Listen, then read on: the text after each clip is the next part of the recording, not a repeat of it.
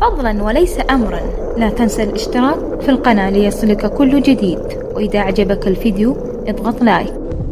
رخصة القيادة المؤقتة للإناث وللذكور، الرخصة ذي تعطى لمن عمرهم 17 سنة يقدم على مدرسة تعليم القيادة. أيضا إذا كانت بنت تقدم على مدرسة تعليم القيادة ضمن الشروط والإجراءات اللي تحت، يعلمونها السواقة وتختبر وتحصل على هذه الرخصة المؤقتة. الرخصة المؤقتة ذي عليها قيود، يعني مو بكل مكان ولا بكل شيء تقدر تسويه، لأن عمرك 17.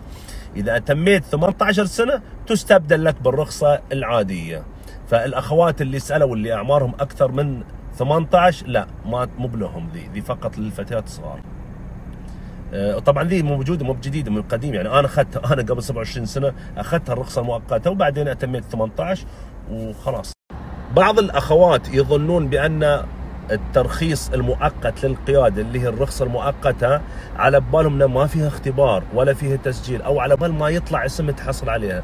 لا، هي رخصة تسجلين في مدرسة تعليم القيادة، يطلع اسمك، تدفعين الرسوم، يختبرونك، يدرسونك، يعلمونك، يسوونك اختبار ومهارة، وتنجحين أو ترسبين تدفعين الرسوم، نفس الرخصة العادية. كل ما في الأمر كلمة مؤقتة يعني يعطونها بمثابة تصريح اللي عمرها 17 سنة ذكور أو إناث. فإذا أتمت عمر 18 استبدلتها إلى الرخصة العادية.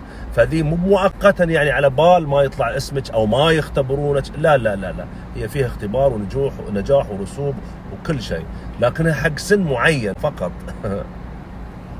دلعي سيارتك مع متجر زين النسائي لمستلزمات السيارة، تشكيلات، خيارات متعددة للدفع، ما يحتاج تروحين السوق، ارفعي للأعلى.